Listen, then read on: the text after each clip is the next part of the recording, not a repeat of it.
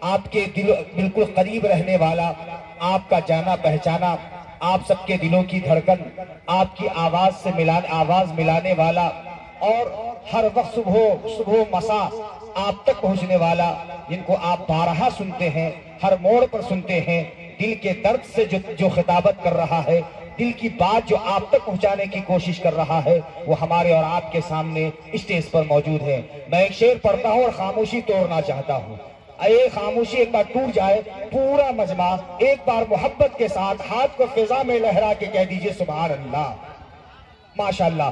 اسی طریقے سے آپ حضرات کی جو ہاتھ ہے وہ فضا میں لہرے، کیونکہ یہ جو میڈیا یہاں پر موجود ہے، یہ میڈیا جب آپ کو کیچ کر رہا ہے، اور کل ہو کر کے اس میڈیا کے ذریعے سے پوری دنیا دیکھے گی کہ کسم پٹی کی سرزمین پر جامعہ دارالسلام کے تحت جو پروگرام ہو رہا تھا، وہاں کے سامعین کس انداز میں تھے۔ ایک بار میڈیا والے بھیا گھما دیجئے ان کی طرف، ایک بار ہاتھ کو فضا میں لہرا کے گئی سبحان اللہ، ماشاءاللہ۔ یہ خوبصورت تصویر جب آپ کی جائے گی، دنیا دیکھے گی کہ سننے والے بہت اچھے انداز میں سن رہے تھے۔ ایک شعر پڑھتا ہوں کہ زمین تو کچھ بھی نہیں آسمان تیرا ہے، زمین تو کچھ بھی نہیں آسمان تیرا ہے، اے خدا تو اپنا بنا لے جہان تیرا ہے۔ زمین تو کچھ بھی نہیں آسمان تیرا ہے، اے خدا تو اپنا بنا لے جہان تیرا ہے۔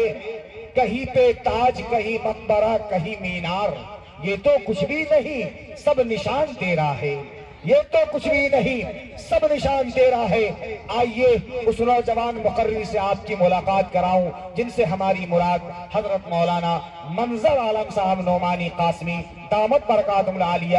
میں بڑے ادب کے ساتھ ان کو آواز دیتا ہوں کہ آپ مائک پر تشریف لائیں اور اپنی خطابت سے ہم سب کو فیضیاب فرمائیں۔ انشاءاللہ پھر مقرر کے بعد پھر آپ کے سامنے نعت خواں ہوں گے اور دیگر مقررین ہوں گے۔ آج کے اس خوبصورت اجلاس کی صدارت فرما رہے حضرت مولانا اظہار الحق صاحب مظاہری دامت برکاتہم العالیہ، وہ تشریف لا چکے ہیں انشاءاللہ۔ پھر اس کے بعد اس مقرر میں ایک ایسا بھی مقرر ہے جس سے میں آپ کو ملاؤں گا، ان کا نام حضرت مولانا مفتی سفیان ندوی چترویدی ہے۔ انشاءاللہ ان کی بھی تقریر آپ کو سماعت کرنی ہے۔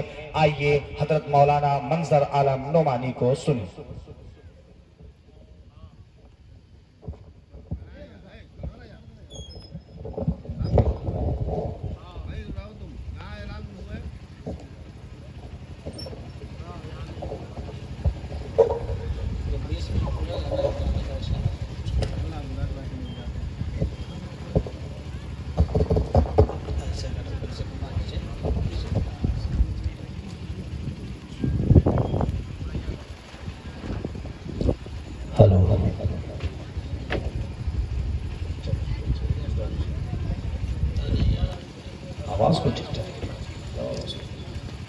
الحمد لله رب العالمين والصلاة والسلام على سيد الأنبياء والمرسلين وعلى آله وأصحابه أجمعين، أما بعد، أعوذ بالله من الشيطان الرجيم، بسم الله الرحمن الرحيم، قل هل يستوي الذين يعلمون والذين لا يعلمون انما يتذكر اولو الالباب، صدق اللہ العظیم۔ سب سے پہلے میں آپ تمام حضرات سے گزارش کرتا ہوں کہ جو کرسیاں خالی ہیں ایک ایک قدم آپ کھڑے ہو جائیں اور آگے بڑھ جائیں۔ کھڑے ہو جائیے سب لوگ، اور جو کرسیاں آگے خالی ہے اس کو پر کر لیجئے، نہیں تو بیچ میں شیطان بیٹھ جائے گا اور آپ کے دھیان کو بھٹکائے گا۔ سب لوگ تھوڑا تھوڑا حرکت کریں اور آگے کی اور بڑھ جائیں۔ جو کرسیاں خالی ہیں اس طرف بڑھ جائیں۔ آ جائیے، اڑ جائیے، تھوڑا سا حرکت کیجئے۔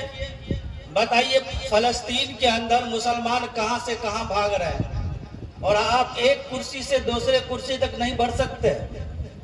بڑھ جائیے۔ سبھی لوگوں سے کہہ رہے ہیں کہ آپ آگے کی اور بڑھ جائیے۔ جو کرسیاں خالی ہیں اسے پر کر لیجئے۔ ماشاءاللہ۔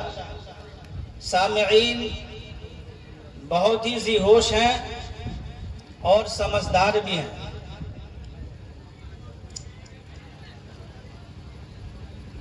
مدرسہ جامعہ دارالسلام کسم پٹی میں وہ آج سے قائم نہیں ہے، 20 سال پرانا یہ مدرسہ ہے۔ مدرسہ کی وہ حالت بھی آپ کی نگاہ میں ہے جو 10 سال پہلے تھی، مدرسہ کی وہ حالت بھی آپ کے سامنے میں ہے جو ابھی موجود ہے، اور ہم تمام لوگ مولانا محمد عارف صاحب کو دعا دے رہے ہیں کہ یہ اپنے مدرسہ کو اور ترقی کی اور گامزن کرتے رہیں، آگے بڑھتے رہیں۔ شرط یہ ہے کہ یہاں کے جو باشندے ہیں وہ ان کا تعاون کریں۔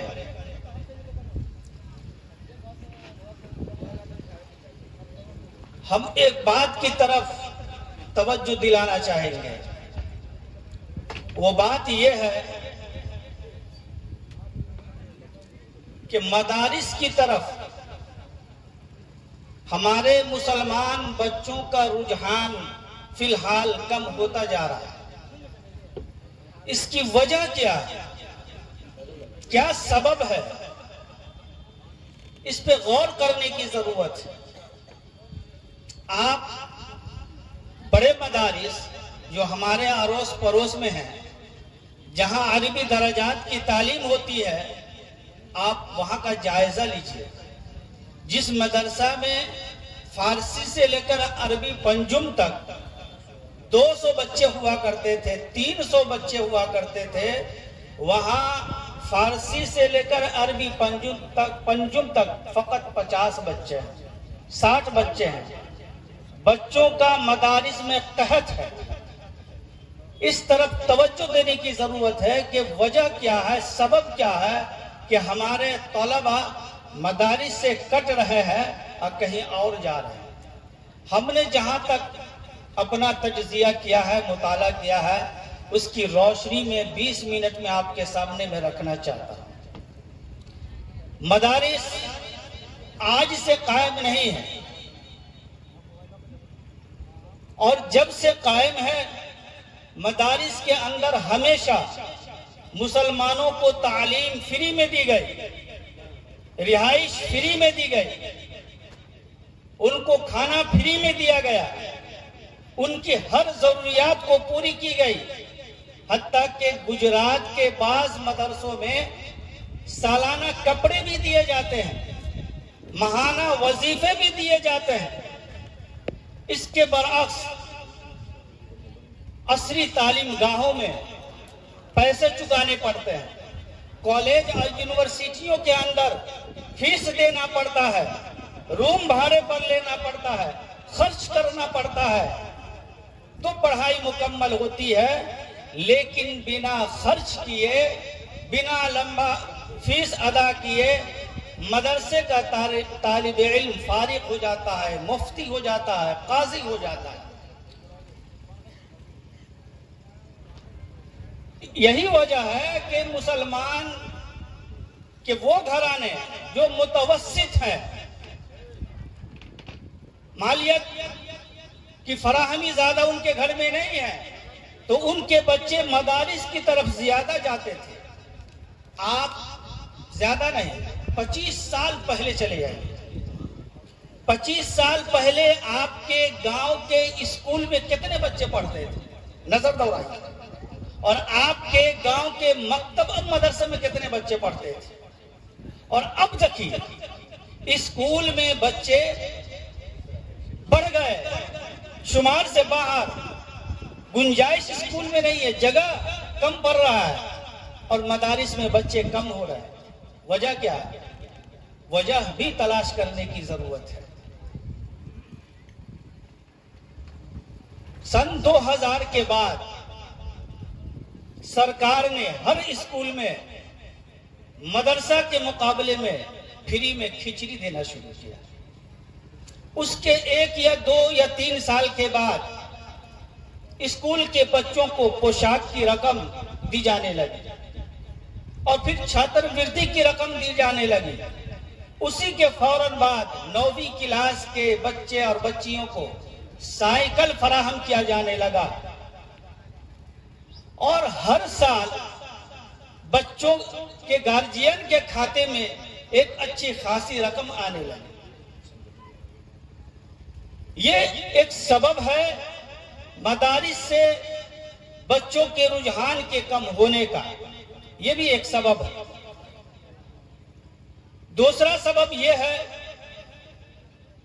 کہ 2010 میں سینٹرل میں کانگریس کی سرکار تھی، تو کانگریس کی مرکزی سرکار نے ایک ایکٹ پاس کیا۔ اس ایکٹ کا نام تھا بچوں کے لیے مفت لازمی حق تعلیمی ایکٹ، اور اس کا خلاصہ یہ تھا کہ ہر ہندوستانی کے لیے تعلیم حاصل کرنا، تہذیب یافتہ ہونا یہ ضروری ہے۔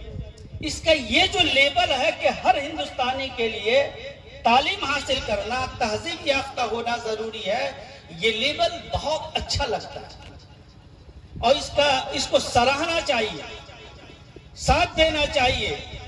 لیکن جب وزارت فروغ انسانی کی طرف سے اس کا گائیڈ لائن جاری کیا گیا تو اس کی جو پہلی 3 شقیں تھی وہ پڑھ کے ہمارے اکابرین کے پاؤں تلے سے زمین کھسک گئی۔ وہ شقیں کیا تھی؟ پہلی شق یہ تھی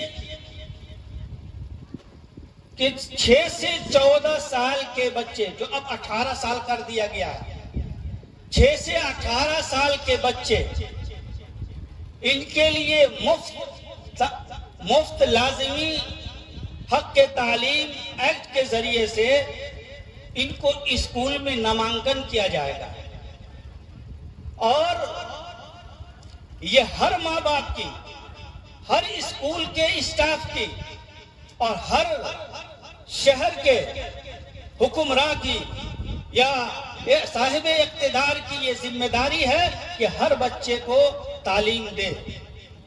اس کا دوسرا شق ہے کہ یہ سارے کے سارے بچے سرکاری اسکول میں پڑھیں گے، اور سرکاری اساتذہ جن کو سرکار نے بحال کیا ہے ان سے پڑھیں گے، اور سرکار کی طرف سے جو مرتب کردہ نصاب ہے وہ کتابیں پڑھیں گے۔ تیسرا شق ہے اس کا کہ جس ماں باپ کے بچے اسکول میں نامانکن نہیں ہوں گے، نام درج نہیں ہوگا، ان پر FIR بھی درج ہو سکتا ہے۔ جس اسکول کی چوہدی میں جو گھر آتے ہیں، اس گھر کے جو بچے اسکول میں نامانکن نہیں ہوں گے، اس اسکول کے اسٹاف پر FIR درج ہوگا۔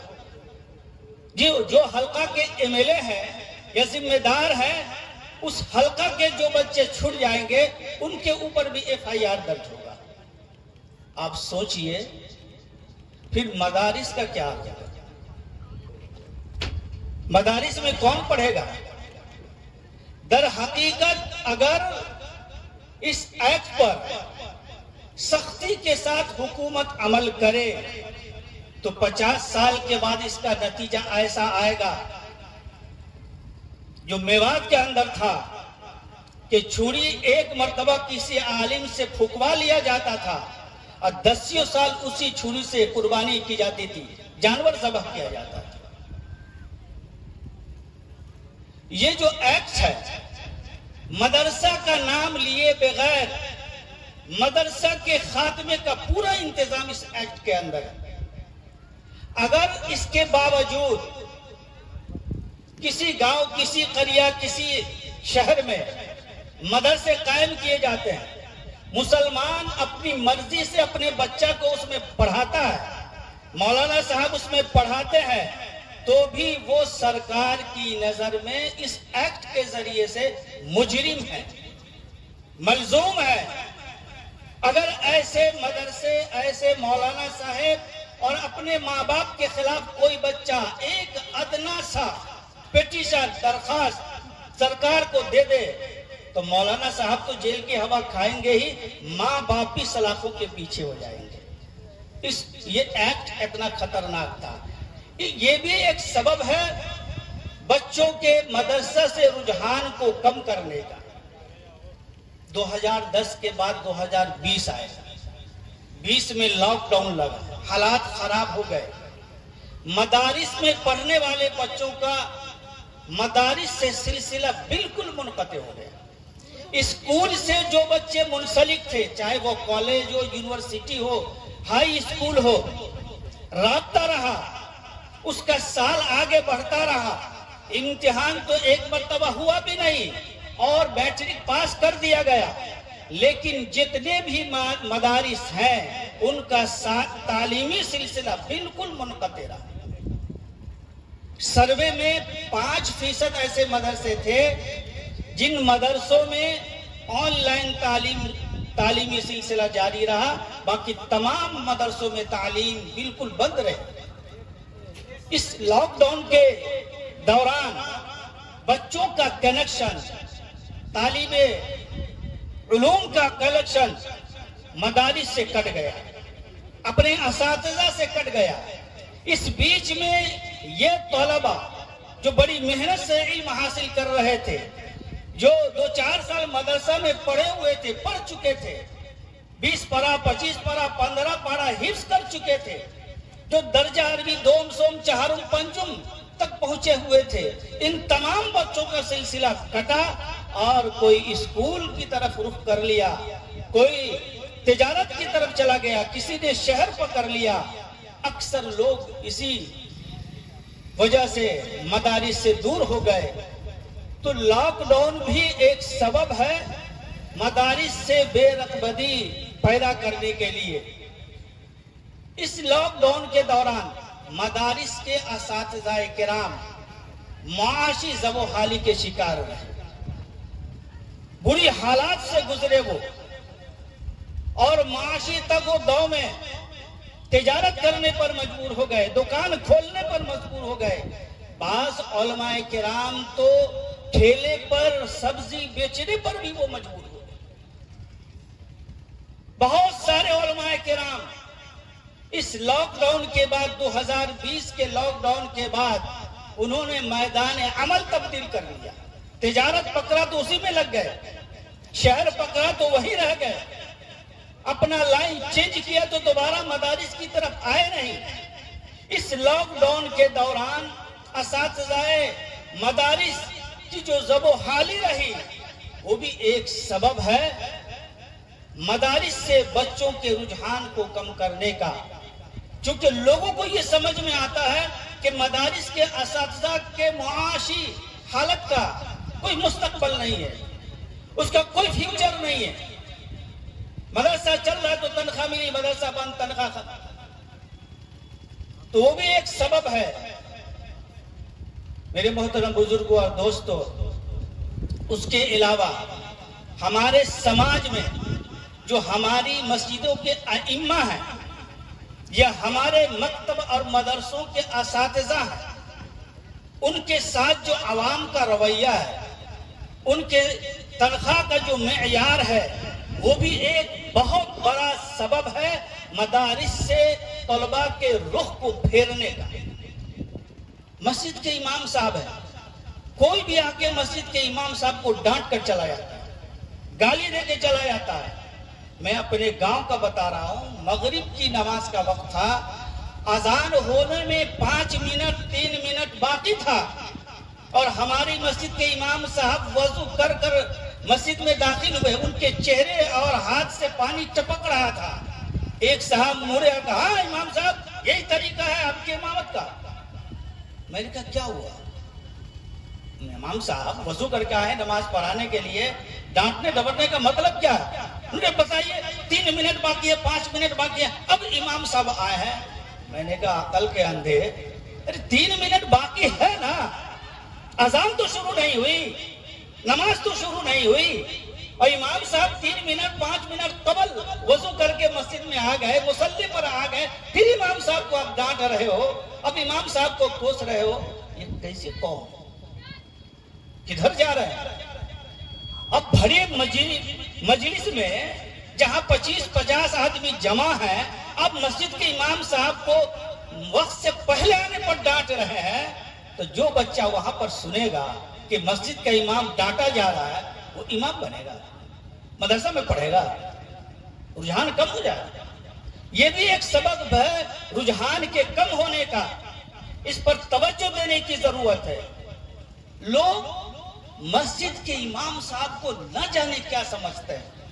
آج ہم لوگ چن کر ایم ایل اے بھیجتے ہیں اسمبلی میں، ایم پی بھیجتے ہیں سنسد میں، چننے کے بعد جب ان کو بھیجتے ہیں ان کی کتنی عزت ہوتی ہے، وہ کیا کرتے ہیں، ان کی کیا ڈیوٹی ہے؟ پڑھاتے وہاں جا کے کوئی ڈیوٹی کرتے ہیں؟ ان کا کام کیا ہے؟ آپ کی نمائندگی کرتا ہے اسمبلی میں، آپ کی نمائندگی کرتا ہے سنسد میں۔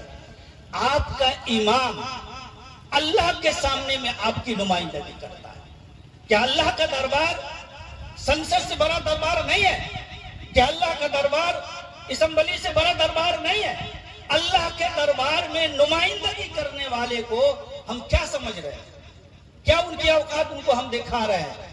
میرے محترم بزرگ اور دوستو، اس لیے سماج میں ہماری مسجدوں کے جو ائمہ ہیں ان کو عزت دینے کی ضرورت ہے، ان کو وقار سے بیٹھانے کی ضرورت ہے۔ آپ ان کو عزت دیں گے، ان کا احترام کریں گے تو دوسروں کے اندر بھی یہ پیدا ہوگا، دوسروں کے اندر لالچ پیدا ہوگی کہ ہم بھی امام بنے۔ ہم ایک مثال سے سمجھاتے ہیں۔ ہارون رشید کا زمانہ ہے۔ ہارون رشید نے جب محسوس کیا کہ مدارس میں طلبہ کے آنے کا رجحان کم ہو گیا ہے، تو اس وقت کے جو قاضی القضات تھے ان کے دربار میں گئے اور شکایت کی کہ ابھی میں دیکھ رہا ہوں طالبان علوم نبوت کی آمد مدرسے میں کم ہے۔ تو آپ نے فرمایا، قاضی القضات نے، کہ میں اگلے سال جواب دوں گا۔ ہارون رشید کو بڑا غصہ آیا، سوال ابھی جواب 1 سال کے بعد۔ انہوں نے کہا کہ ہاں، بعض سوال ایسے ہوتے ہیں جس کا جواب 1 سال کے بعد دینا پڑتا ہے۔ وقت گزرتا گیا، اگلی عید آئی، عیدین کی نماز بغداد شہر کے قاضی القضات پڑھاتے ہیں۔ سارے لوگ عیدگاہ عید کی نماز پڑھنے کے لیے پہنچ گئے، لیکن قاضی القضات عیدین کے امام صاحب نہیں آئے۔ لوگ پریشان ہیں کہ وہ جلد آتے، نماز پڑھاتے، لیکن وہ آئے نہیں۔ تو ہارون رشید کے نمائندے وہاں پہنچے کہ وقت ہو چکا ہے اور ہمارے بادشاہ بھی آ گئے ہیں، خلیفہ بھی آ گئے ہیں، آپ چلیے نماز پڑھائیں۔ انہوں نے کہا نہیں، ہم نماز نہیں پڑھائیں گے۔ بڑا اصرار کیا، بہت جد و جہد کی، تو انہوں نے کہا کہ ہم نماز پڑھانے جائیں گے، لیکن ایک شرط ہے۔ وہ شرط یہ ہے کہ ہم پالکی میں بیٹھ کر جائیں اور پالکی بھی ہارون رشید آ کر اٹھا کر لے جائے تو ہم عید کی نماز پڑھنے جائیں گے۔ ہارون رشید علماء سے محبت کرتے تھے، علماء کی تعظیم کرتے تھے۔ قاضی القضات اور عیدین کے جو امام تھے ان کے اس اسرار پر مجبور ہو گئے اور پالکی لے کر پہنچے اور پالکی میں اٹھا کر عیدین کے امام کو عیدگاہ لائے۔ وقت گزر گیا اور اس کے بعد جو مدرسہ کھلا، بچوں کی لائن لگی۔ پھر ہارون رشید آئے کہ مدرسوں میں بچوں کی تعداد اتنی بڑھ گئی ہے کہ جگہ کم پڑ رہے ہیں، چٹائیاں کم پڑ رہی ہے، گنجائش نہیں بن رہا ہے، اس لیے کوئی اپائے کیجئے، کوئی راستہ بنائیے۔ تو قاضی القضات عیدین کے امام نے کہا کہ مل گیا آپ کے سوال کا جواب۔ انہوں نے کہا کون سا سوال، کون سا جواب؟ بولے وہی سوال جو آپ نے 1 سال پہلے کیا تھا کہ مدارس میں بچوں کی آمد کم ہو گئی۔ تب کیا جواب ہے؟ بولے جواب یہی ہے، ایک عید میں عیدین کے امام کو ان کو پالکی میں بیٹھا کر خلیفہ وقت لے گیا، ان کو عزت دیا، ان کا احترام کیا، تو لوگوں کے دلوں میں امام بننے کا جذبہ پیدا ہو گیا، بچوں کے دلوں میں ایسا بننے کا شوق پیدا ہو گیا اور لوگ مدرسے کی طرف دوڑ پڑے۔ تو آپ اپنے علاقے کے علماء کو عزت دیں گے، ائمہ مساجد کو عزت دیں گے، ان کا احترام کریں گے، تو وہ शौक पैदा होगा। लेकिन आज क्या है, इमाम साहब हमको 1 मिनट लेट हो गया तो आप नमाज शुरू कर दिए। अजीब सूरत हाल है। एक आदमी 5 वक्त का नमाजी है, सब लोग जानते हैं ये बहुत पक्का नमाजी 5 वक्त का। तो इसका क्या मतलब है कि अगर 5 वक्त का नमाजी 1 मिनट लेट आएगा तो इमाम साहब उनके लिए रुके रहेंगे? इसका तो कोई मतलब है नहीं। लेकिन ऐसा हुआ है अपने समाज में, हो रहा है। क्या आप नहीं जानते हैं, हम पाबंदी से नमाज पढ़ते हैं, किसी वजह से लेट हो गया तो आप जो है नमाज शुरू कर दिए। क्या आप देखते नहीं ये दाएं बाएं? ऐसा हुआ है अपने समाज में। दोस्तों क्या कर रहे हैं आप? हम आपको तारीख के हवाले से बताते हैं, जब हिंदुस्तान पाकिस्तान अलग हुआ और वो जो जिन्ना साहब थे जिन्होंने पाकिस्तान की रहनुमाई की थी, जब पाकिस्तान अलग हुआ और पहली ईद की नमाज पढ़ी जानी थी तो उन्होंने इस्लामाबाद की एक मस्जिद का इंतखाब किया, वहां पर उनको ईद की नमाज पढ़नी थी।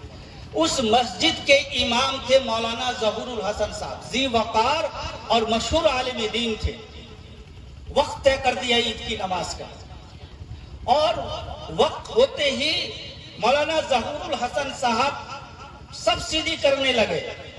मोहम्मद अली जिन्ना के एक कारिंदे ने कहा कि इमाम साहब थोड़ा तवक्कुफ कर लीजिए। मोहम्मद अली जिन्ना अपने डेरा से निकले हैं, चंद मिनटों में पहुंचने वाले, थोड़ा सा तवक्कुफ कीजिए। मौलाना ज़हूरुल हसन साहब ने फरमाया, नहीं, नमाज में मोहम्मद अली जिन्ना के लिए पढ़ाने नहीं आया हूं, नमाज में अल्लाह के लिए पढ़ाने आया हूं। नमाज अल्लाह के लिए पढ़ी जाती है, इसलिए मोहम्मद अली जिन्ना के लिए नमाज ताखीर नहीं होगी। नमाज शुरू कर दी। पहली ही रकात हुई थी कि मोहम्मद अली जिन्ना पहुंच गए। 2 रकात नमाज हुई ईद की। नमाज के बाद हर एक दूसरे के गले मिलने लगा, मुसाफा करने लगा। मोहम्मद अली जिन्ना भी एक दूसरे से मुसाफा करने लगे। ईद मिलन में मशगूल हो गए और धीरे धीरे वो बढ़ते चले गए पेश इमाम की तरफ, और मौलाना ज़हूरुल हसन साहब के करीब पहुंचकर उन्हें सीने से लगाया और फरमाया कि जमाने को आप ही जैसे इमाम की जरूरत है जो किसी का लिहाज किए बगैर इमामत के फरीजा को अंजाम दे। और आज लोग कह रहे हैं कि हमारा ख्याल नहीं किया, हमारा लिहाज नहीं किया। इसलिए मेरे मोहतरम बुजुर्गों और दोस्तों, अगर हम चाहते हैं कि हमारे मदारिस में बच्चे पढ़ें तो मदारिस से फारिगीन जो है, जो फील्ड में काम कर रहे हैं मदारिस में या मस्जिदों में काम कर रहे हैं, उनको हम एहतराम की नजर से देखें, उनकी इज्जत करें, उनके वकार को बुलंद करें, उनके तनख्वाह के मेयार को बुलंद करें। अल्लाह ताला हम तमाम लोगों को कहने सुनने से ज्यादा अमल की तौफीक नसीब फरमाए। माशाअल्लाह, ये थे हजरत मौलाना मंजर आलम साहब नोमानी कासमी। मैंने शुरू में कहा था कि आप सबके दिल के करीब रहने वाली शख्सियत हजरत मौलाना मंजर आलम साहब ने बिल्कुल हालात के तनादुर से गुफ्तगू